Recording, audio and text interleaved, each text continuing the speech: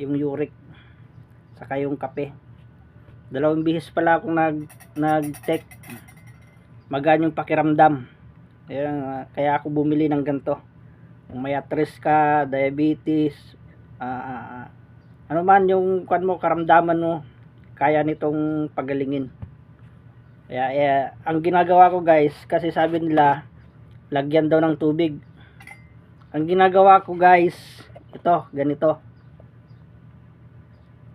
Kasi powder lang siya. Ang ginagawa ko, nilalagay ko sa kutsara.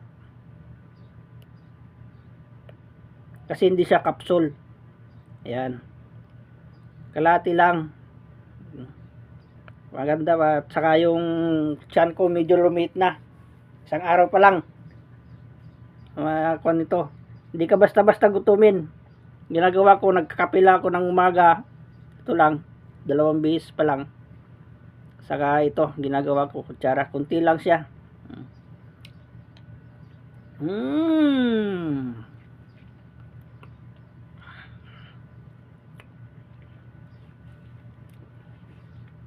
Sarap guys, sarap.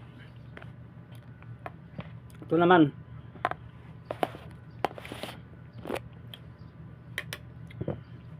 Namis siya guys.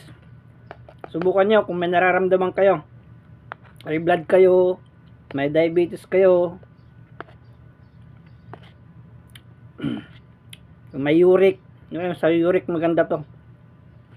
Yung mga may uric guys. Lalo sa mga andito sa Saudi. To. Guys, nandito pala ako sa Saudi guys. May mga gustong mag-order dyan, PM nyo lang ako. Ganito ang ginagawa ko guys.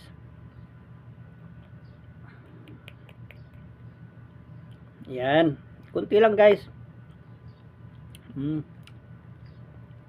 Saka, ang isa pa dyan guys, bago ka daw makipag-boxing sa misis mo, makipag-basketball, pwede ka daw itong kung uminom bago ka lalaban. Maganda daw ang katawan. Talagang yung batuta mo daw maganda. Guys, shout out sa inyo.